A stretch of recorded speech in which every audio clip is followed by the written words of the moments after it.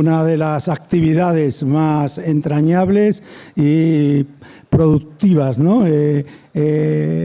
la conferencia magistral, ¿no? Siempre discutimos en la Junta a quién invitar. Obviamente la AEH se caracteriza por invitar a personas de alto prestigio, de gran prestigio, que han generado conocimiento, que han generado escuela y con los que es especialmente grato colaborar y trabajar. El año pasado tuvimos a Guadalupe García Sao, fue una experiencia maravillosa, y este año tenemos a Marco Arrese. Es un gran amigo, es un hepatólogo de primera línea, que con una producción científica absolutamente entrañable, profesor de medicina en la Universidad Pontificia Católica de Chile y dirigiendo la hepatología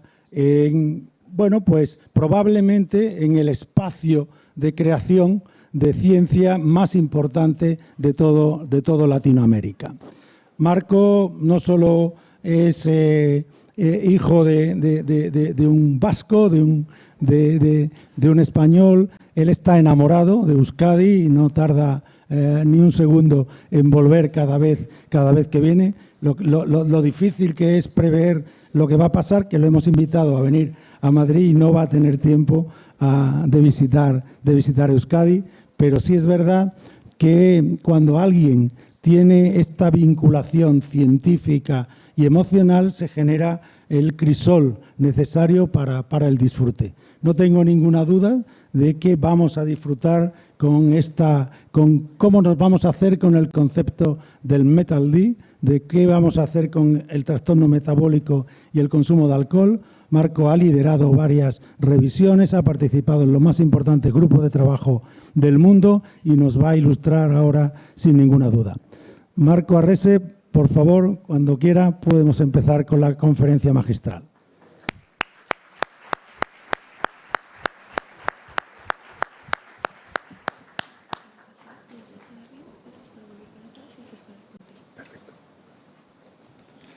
Muy buenas tardes a todos. Manuel, gracias por la presentación y por tener la oportunidad de conversar con ustedes hoy sobre la intersección de la estetosis hepática metabólica y la enfermedad relacionada al alcohol, que se ha conceptualizado en este nuevo acrónimo para los hepatólogos, que es MET-ALD. Es, por cierto, para mí un honor y un privilegio estar aquí, y quisiera, antes de ir a la tarea que me han encomendado, hacer una pequeña nota personal. Para mí es, por cierto, un honor y un privilegio estar acá, que asumo con humildad. Y también quisiera reconocer la tremenda labor de esta sociedad vibrante, cálida, que se demostró ayer en los hitos de los 50 años. Por cierto, también es, como decía Manuel, una emoción para mí estar aquí porque estoy muy cerca de España. Mi padre nació en el País Vasco, nos inculcó siempre algo de cariño por ser españoles, por ser vascos, y eso me ha llevado a venir muchas veces a este país, a cultivar muchas amistades, a tener cariño por esta patria y también a tener familia en este lugar. Mi hija vive hoy día en España. Mi padre falleció recientemente y le dedico a él esta conferencia. Mis contactos profesionales con España tienen ya mucho tiempo. En el pasado estuve a un tris de formarme en el Hospital Clínico. Fui aceptado en el programa de formación en gastroenterología año 1991, hace 34 años, pero por diversas razones eso no se concretó y al final seguí otros derroteros. Sin embargo, el tiempo me permitió establecer contactos profesionales con España, cultivar con lazos técnicos, participar en conferencias juntas. Hicimos unos encuentros vasco-chilenos en Chile y en España durante 5 años. Y eso me permitió establecer, como decía, lazos profesionales y también amistades entrañables, como mi amigo Jesús Bañales, a quien agradezco todo su cariño a lo largo de los años, a Patricia, ¿no es cierto?, también cercana a mí, hemos participado en múltiples publicaciones en conjunto, a Manolo, quien conozco hace mucho tiempo, que ha tenido la oportunidad de visitarnos en Chile, hemos conversado sobre muchas cosas y compartimos el cariño por la literatura y por Neruda, a Pedro, que es colaborador de Jesús y ahora un investigador destacado, lo conocí en sus años más iniciales, a Ramón, con quien he tenido la oportunidad de compartir la formación de alguien que hoy día es uno de los líderes más importantes, mi directo amigo Juan Pablo Arab, y a muchos otros que están presentes en este auditorio y que no quisiera ser injusto en no nombrar, en particular a Raúl de Málaga, con quien hemos participado en redes latinoamericanas de Dili, a Moisés Diago, a Andrés Cárdenas, a Virginia Hernández, y la lista es larga y pido disculpas por no mencionarlos a todos, pero con quienes hemos compartido en congresos, en encuentros, siempre lo he sentido cercano, siempre han estado dispuestos a ayudarme cada vez que les he pedido cosas aquí en España, así que gracias a todos por este honor y privilegio, gracias a Manuel y a la asociación. Y por cierto, como mencionaba Manuel, estoy en plan de estrechar las colaboraciones desde la ley, desde donde voy a tener una posición en la Junta Directiva y pretendemos entonces estrechar los lazos con nuestra querida AEH. Sin más, vamos a entrar a la tarea que me solicitaron hoy, espero estar en el tiempo, y vamos a tocar algunos conceptos sobre este MET-ALD, que es una conceptualización reciente que, como ustedes saben, se ha dado en el contexto de la nueva nomenclatura de las enfermedades relacionadas al depósito de grasa en el hígado, que se acordó el año 2023 y en la cual tuve la fortuna de participar. Intensas discusiones y rondas Delphi se hicieron en este proceso para acabar con esta clasificación nueva, ¿no es cierto?, donde el término SLD o Steatotic Liver Disease es el término paraguas de las diferentes categorías. Y en el trabajo de este grupo, que estaba destinado fundamentalmente a cambiar el nombre de NAFLD por razones que se mencionaron extensamente y que tenían como base, ¿no es cierto?, la poca claridad de definir una enfermedad por lo que no es, apareció entonces la necesidad de definir una categoría donde convergieran el daño hepático asociado a la disfunción metabólica y al consumo de alcohol, y apareció esta nueva categoría MET-AL, que se define, ¿no es cierto?, por los criterios que se define MASLD, presencia de grasa más un criterio de disfunción metabólica y consumo de alcohol más allá de los límites establecidos para MASLD, pero inferiores a los convencionalmente aceptados para enfermedades relacionadas al alcohol. Hay que decir, sin embargo, que estos límites son arbitrarios y no están basados en la evidencia. Y de hecho, para mí, desde el punto de vista... ¿No avanza? Desde el punto de vista de trabajar en MASLD, esta condición... Se frenó el paso de la diapositiva, por alguna razón. No avanza. Bueno, puedo hacerlo aquí. Para mí, esta conceptualización de MET-AL reveló, como dice este aforismo en inglés, el elefante en la habitación del campo de MASLD, porque nos reveló, ¿no es cierto?, que había una falta de reporte del consumo de alcohol que es sustancial, y que también había una falta de reconocimiento de los efectos del consumo de alcohol aún dentro de los rangos de MASLD en el daño hepático, y nos reveló, ¿no es cierto?, o relevó también la relevancia de medir en forma acuciosa y precisa el consumo de alcohol en nuestros pacientes. Y esto porque existen varias evidencias en la literatura, esta es una de ellas, donde se revela utilizando biomarcadores de consumo de alcohol, por ejemplo, en este caso como el etilglucuronido, que entre el 25 o 28, gruesamente un tercio de los pacientes podrían estar comunicando en forma inexacta el consumo de alcohol que tienen, y eso, por cierto, impacta en cómo clasificamos a estos pacientes a la luz de las nuevas categorías. Este consumo inexacto de alcohol reportado por los pacientes, en inglés underreporting, puede ser variable según el setting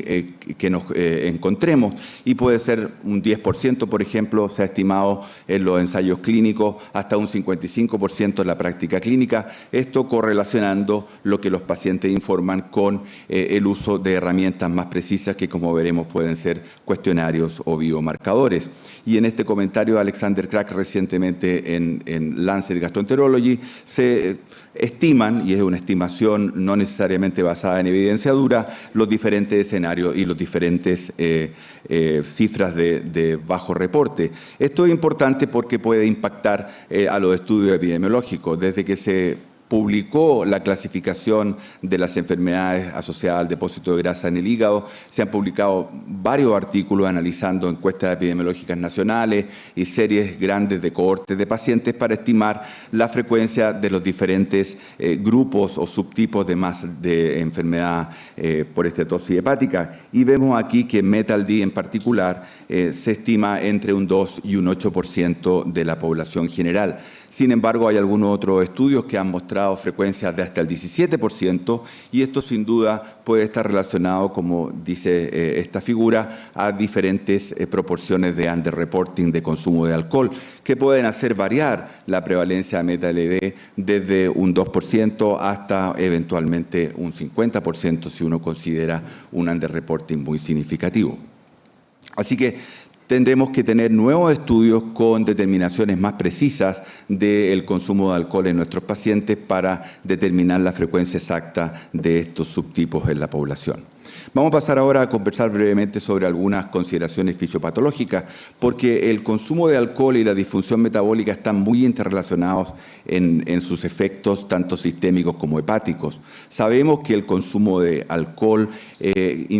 implica la acción de una toxina directa sobre el hígado, pero también el alcohol tiene algunos efectos sistémicos sobre el tejido adiposo, sobre el páncreas, sobre el metabolismo de los lípidos, que hacen que pueda haber ciertas confusiones, por ejemplo, a nivel diagnóstico, como conversaremos cuando hay dislipidemia aislada o hipertensión como único factor de disfunción metabólica. Y por lo tanto esto es importante de tener en cuenta. Desde el punto de vista de lo que ocurre en el hígado, los mecanismos patogénicos de daño y de injuria son similares, no exactamente iguales, pero son aditivos y probablemente sinérgicos en causar el daño. Los efectos que puedan ocurrir tanto a nivel intrahepático como a nivel intestinal, particularmente del alcohol, sobre los cambios de microbiota y permeabilidad intestinal, pueden hacer, ¿no es cierto?, que se activen la respuesta inflamatoria y fibrogénica en el hígado, determinando que cuando coexisten las dos formas de injuria haya un daño acelerado y, por lo tanto, una progresión de la enfermedad más rápida. Hay distintos estudios con modelos experimentales, pero estos son todavía escasos modelos duales. De hecho, hay algunos estudios generados aquí en España muy interesantes que han relevado ciertas particularidades del daño en el escenario dual versus el escenario puramente metabólico, y probablemente vamos a ver en los siguientes años nuevos modelos experimentales o modelos experimentales más precisos donde se trate de disecar el rol aditivo o sinérgico del consumo de alcohol en un background de daño hepático asociado a disfunción metabólica, tanto modelos animales con roedores como modelos in vitro, incluyendo organoides, precision liver cut slides o modelos celulares in vitro también. Y en esta revisión reciente donde nos tocó participar con Ramón, hay alguna revisión sobre cómo adaptar los modelos en el escenario de la nueva nomenclatura.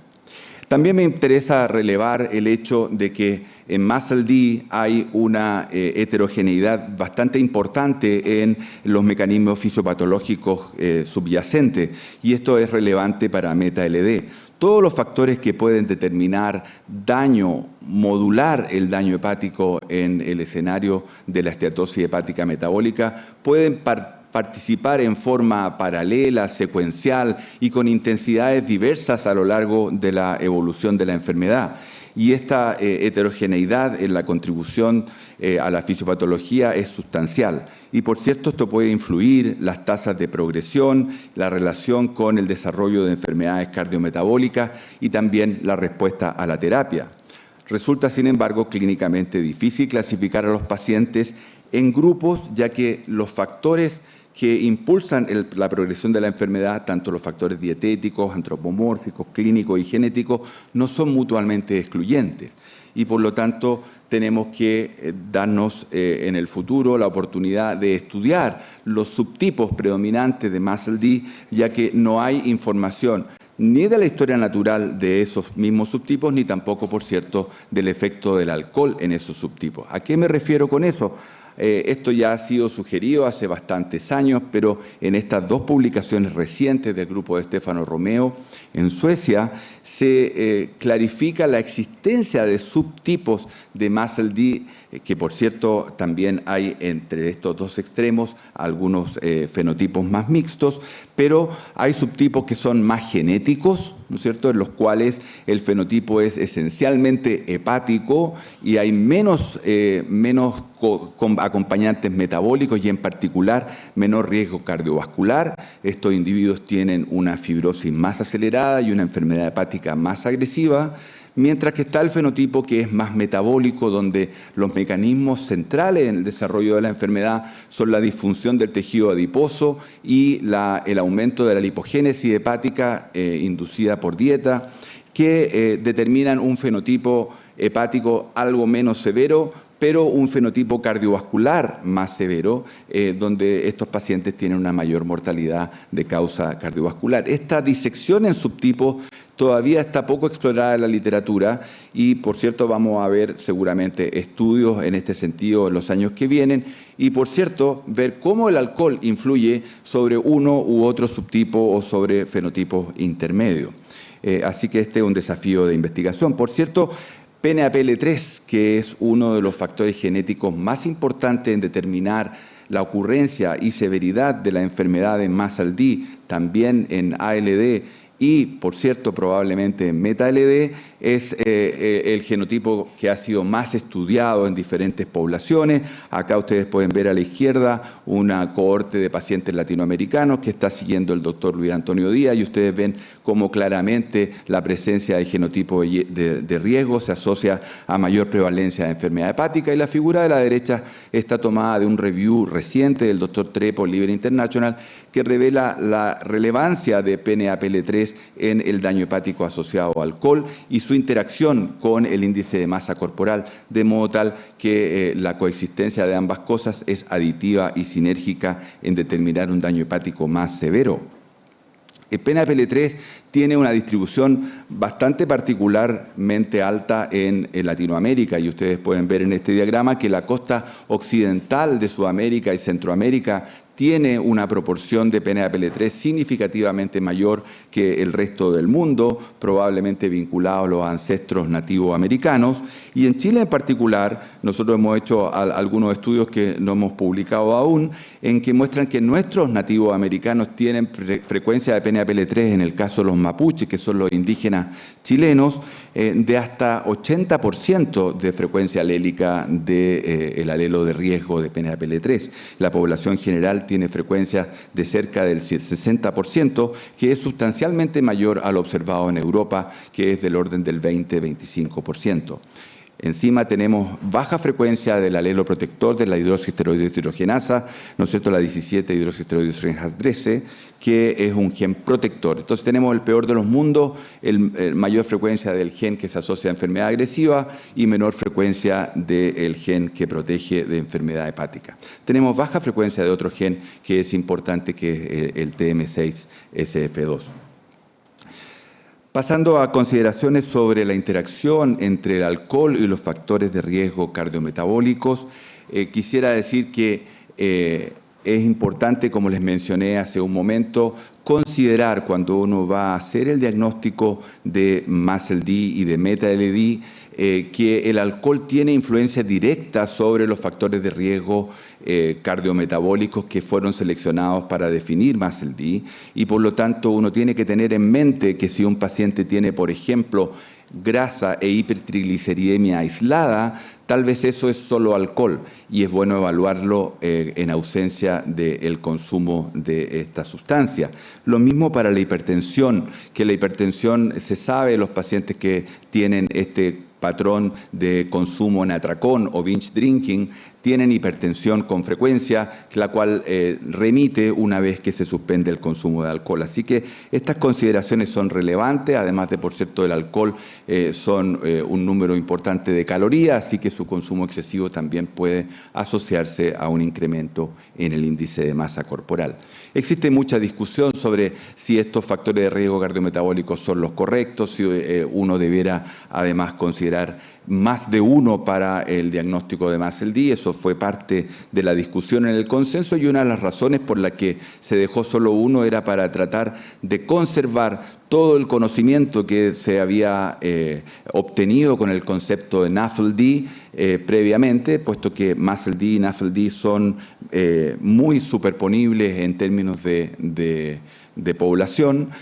Sin embargo, como ya dijimos, uno sabe que los datos previos de MASLD probablemente están también importantemente sesgados por una medición inexacta del consumo de alcohol en los pacientes. La interacción entre el consumo de alcohol y los componentes del síndrome metabólico es compleja. Se sabe que mientras más alcohol en presencia de factores de riesgo cardiometabólico hay más daño, más fibrosis hepática, como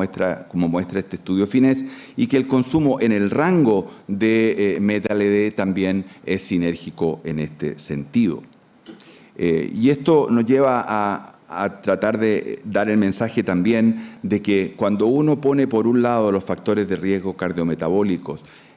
y pone por otro el alcohol, es claro, y esto para los que trabajábamos en MASLD exclusivamente era tal vez menos claro de lo que es ahora, que el alcohol es un factor fibrogénico más potente, más robusto, y cuando está presente hace que la enfermedad pueda progresar más rápidamente, y que hay una parte de ese daño entonces que es un riesgo atribuible al consumo de alcohol, como trata de explicar esta figura de un consenso de expertos recientemente publicado en Journal of Hepatology. Y esto también en este excelente trabajo de David, ¿no es cierto?, y que ha sido una de las diapositivas más presentadas en todas las conferencias donde se discute meta-LD, muestra, ¿no es cierto?, que cuando una persona tiene un factor de riesgo cardiometabólico y tiene un consumo de alcohol significativo, la frecuencia de fibrosis es mucho mayor que si tiene, por ejemplo, 5 factores de riesgo cardiometabólicos y un consumo de alcohol relativamente bajo. Por otra parte, también esta figura nos ilustra que dentro del rango de MASLD, el consumo de alcohol también modula la fibrosis, y es distinto entonces si uno tiene un paciente que tiene un daño en el hígado o acumulación de grasa en el hígado y es abstinente versus aquel que consume incluso pequeñas cantidades. Y esto ha llevado a algunos expertos a señalar que un paciente con esteatosis hepática debiera necesariamente minimizar el consumo de alcohol, y se ha estimado en que, por diversos estudios, ¿no es cierto?, estimando que la cantidad que se asocia a baja fibrosis es 7.4 gramos de alcohol al día. Si hay fibrosis significativa, sin embargo, lo recomendable es la abstinencia. Respecto a los desenlaces y el pronóstico de meta-LD desde la conceptualización del término, se han publicado varios estudios que han mostrado que la mortalidad en estos individuos está aumentada respecto de MASLD, respecto de la población general, como muestra este estudio, que es un análisis de la Encuesta Nacional de Salud Americana y publicado recientemente. También se ha visto que en los sujetos con meta-LD el número de factores de riesgo cardiometabólico se asocia a mayor posibilidad de fibrosis, y ustedes ven acá que más de 3 factores de riesgo cardiovascular o factores de riesgo cardiometabólico se asocian a una mayor frecuencia de fibrosis, y esto nos puede ayudar en la práctica clínica a estratificar a nuestros pacientes. Más aún, se sabía que MASLD o estetosis hepática metabólica se asocia a un aumento en la ocurrencia de ciertos cánceres, particularmente cáncer de mama, cáncer de colon y, por cierto, cáncer de hígado. En esta publicación se muestra que los pacientes con meta-LD tienen también un riesgo incrementado de morir por causa asociada al cáncer, con un hazard ratio de 1,32.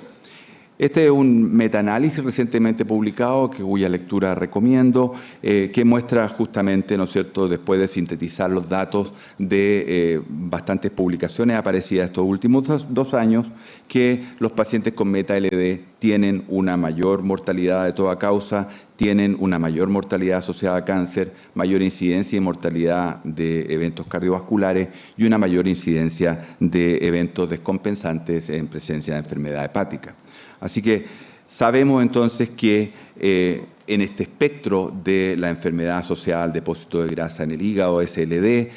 hay un grado de severidad vinculado, ¿no es cierto?, en un extremo a MASLD y en otro extremo a ALD con meta-LD en el intermedio, modulado por los factores de riesgo cardiometabólico, por el riesgo genético, particularmente PNAPL3 y el consumo de alcohol.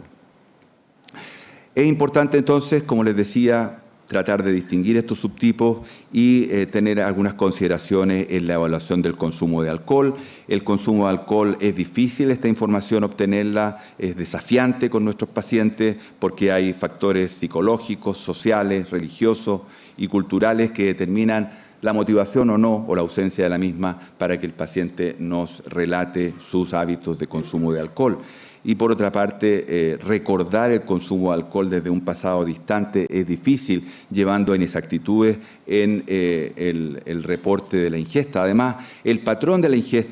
ingesta pasada son dinámicas en el tiempo y eso hace que sea bastante más difícil valorar la contribución del alcohol en un momento estático de evaluación. Están también las barreras en la comunicación del paciente y su médico, o el paciente y la enfermera, y necesitamos ahí, como Ramón dijo muy bien hace algunos años en esta conferencia, construir confianzas con nuestros pacientes para poder lograr tener un dato preciso respecto del consumo de alcohol. Hay, por cierto, algunas herramientas, algunos la usan, otras no la usan, algunos la usan solo en el contexto de investigación. Están los cuestionarios, ¿no es cierto?, de los cuales probablemente el más sencillo es el Audit-C, que es un cuestionario de screening que toma 3 o 4 minutos hacerlo en la consulta. Lo puede hacer también una enfermera en la evaluación inicial. Y están los biomarcadores, ¿no es cierto?, que son diversas moléculas que se han utilizado intentando definir el consumo de alcohol reciente. Hay algunas moléculas de consumo reciente, de 3 o 4 días, como el etilcloronido, y de consumo más largo, hasta 2 semanas, el fosfatidiletanol o PET, que ha ganado con esta conceptualización de meta-LD mucha popularidad y hay algunas personas que están muy entusiasmados en usarlo para poder clasificar a los pacientes en esta nueva categoría. Y sin duda es un buen marcador, probablemente no perfecto, no hay marcador perfecto en este caso, pero comparado con otros, pues como la transferrina de carboxilada es mejor, y en algunos estudios como este, que específicamente lo aplicó en algunos, lo examinó en algunos pacientes con meta-LD y ALD, predice bastante bien los eventos en pacientes respecto del reporte que el paciente informa. Y en este estudio reciente publicado en Alimentaria y Pharmacological Therapeutics del grupo del Dr. Lumba,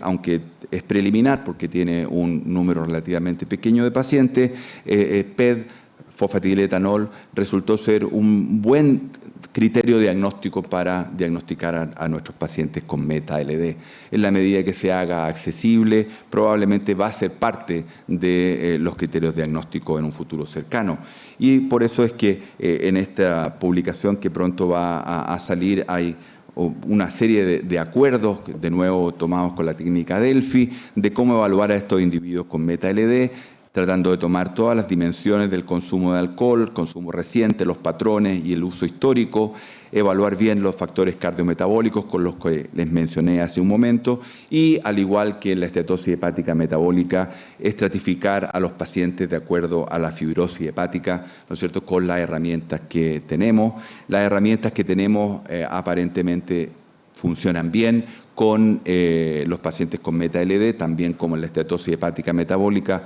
a juzgar por este reporte reciente que evaluó esencialmente FIB4, elastografía y elastografía por resonancia. Así que la idea es funcionar más o menos igual que con MASLD en términos de estratificar a los pacientes y eventualmente a partir de ello ordenar las derivaciones a cuidados de mayor complejidad. Finalmente, quisiera comentarle algunas consideraciones terapéuticas. Desde un punto de vista de tiempo, no tengo posibilidad de cubrir en detalle muchas de ellas. Sin embargo, nunca y probablemente va a estar en la publicación que mencionaba Manuel de las diferentes sociedades. Esto es lo ideal, ¿no es cierto? Es difícil de implementar por la fragmentación de nuestros sistemas de salud, por diversas complejidades financieras, de acceso, pero lo ideal en estas condiciones en que los hepatólogos nos hemos ido involucrando y que involucra el cuidado de muchos aspectos más allá del hígado es que el enfoque sea holístico y personalizado, enfocado en la enfermedad cardiometabólica con la participación de múltiples especialistas y ojalá en clínicas dedicadas. Las clínicas dedicadas nos permitirían utilizar todas las herramientas para valorar bien todos estos detalles, estas nuances, como dicen en inglés, que cada paciente enfrenta y hacernos lograr un enfrentamiento más personalizado. Desde el punto de vista de las opciones terapéuticas, al igual que en MASLD, tenemos la dieta, ¿no es cierto?, que se ha enfatizado el estilo mediterráneo como el que tiene más evidencia, el aporte del café, aparentemente no azucarado y no mezclado, sino que café solo tiene efectos muy positivos sobre la esteatosis hepática metabólica, también sobre la fibrogénesis hepática, así que posiblemente sea una muy buena opción también en MetaLD. El ejercicio, tanto de tensión como aeróbico, tiene beneficios múltiples, no solamente hepáticos, sino que también cardiometabólicos, y están los fármacos y los procedimientos bariátricos en aquellos pacientes que tienen obesidad significativa. De los fármacos, ustedes saben, resmetirom fue aprobado, este agonista de receptores tiroideos hepáticos fue aprobado el año pasado y está siendo utilizado en Estados Unidos, no sé su estatus en Europa, pero los resultados respecto de fibrosis son promisorios, aunque no espectaculares. Recientemente, ayer creo, se publicó un comunicado de prensa de otro de los estudios de Maestro que también son positivos respecto a fibrosis. Y también están las drogas que son los agonistas de GLP-1, ¿no es cierto?, el receptor de GLP-1, que son potentes agentes para inducir baja de peso. Están también en el pipeline agonistas que son doble o triple del receptor de glucagón o del péptido HIP, que son aún más potentes y que pueden lograr bajas de peso de hasta 25%, por cierto, muy significativas para individuos que tienen obesidad. Y están estos agonistas de FGF21, una hepatoquina que tiene una multiplicidad de efectos metabólicos positivos en este escenario. Además, los GLP-1 análogos tienen esta ventaja que se ha ido demostrando en diversos reportes de la literatura de que tienen un efecto en términos de reducir la ingesta de alcohol. Son, por lo tanto, en este sentido, fármacos ideales para un individuo que tiene un problema de disfunción metabólica y consumo de alcohol.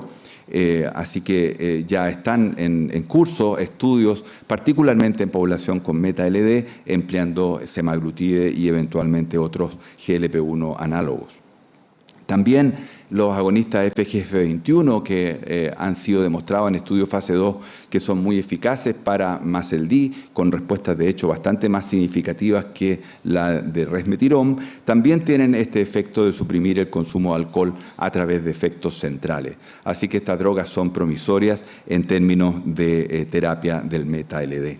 La cirugía bariátrica, por cierto, es también muy eficaz para el tratamiento de la obesidad, ha demostrado resolución de la esteatohepatitis, no progresión de la fibrosis, y en este reporte reciente del grupo de Lille, publicado en Clinical Gastroenterology and Hepatology, ha mostrado efectos sobre la sobrevida. Aquellos pacientes que resuelven su esteatohepatitis tienen mejor sobrevida en un periodo de 15 años de seguimiento. Por lo tanto, es una opción muy buena para pacientes que tienen sobrepeso importante u obesidad mórbida. Sin embargo, hay que tener cuidado, ¿no es cierto?, como muestra este reporte aquí local, español. La cirugía bariátrica tiene efectos sobre el consumo de alcohol, tiende a estimularlo y eso puede determinar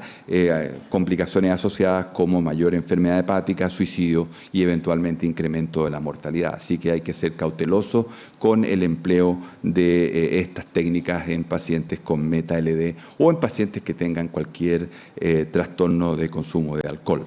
Por cierto, el cuidado de este último, no tengo mucho tiempo de extenderme en aquello, es muy relevante también identificarlo y tratarlo en pacientes con meta-LD. Finalmente, el tener como objetivo la microbiota. Hay mucha evidencia experimental respecto de esto en MASLD y está emergiendo en ALD y, por cierto, en meta-LD, ¿no es cierto?, de que el trasplante fecal puede ser una herramienta, puesto que hay alguna evidencia que disminuye el craving por el alcohol, y esto está muy bien revisado en una publicación reciente del grupo del Dr. Crespo.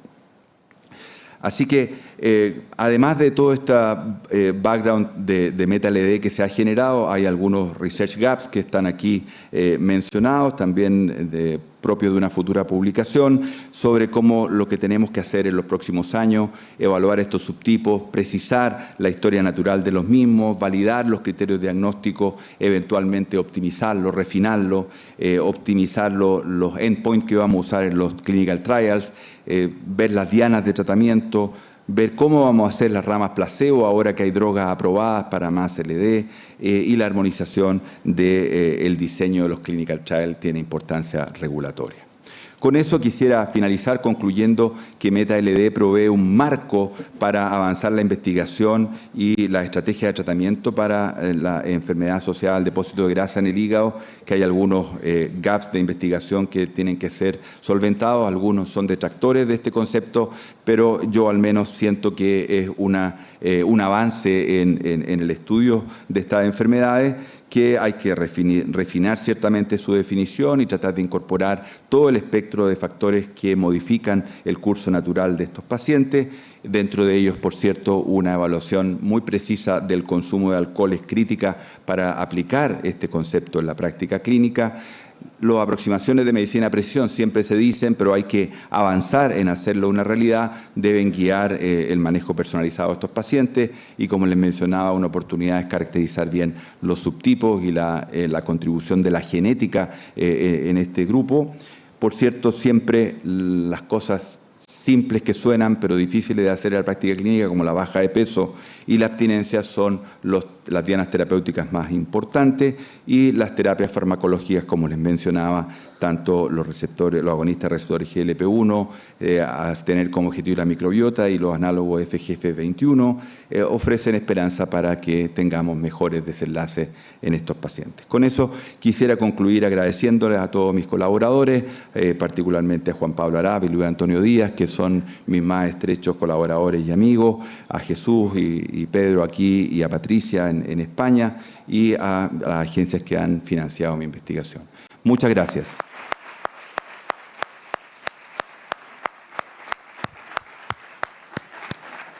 Muchísimas gracias por esta excelente conferencia magistral. Muchas gracias, doctor Orrese.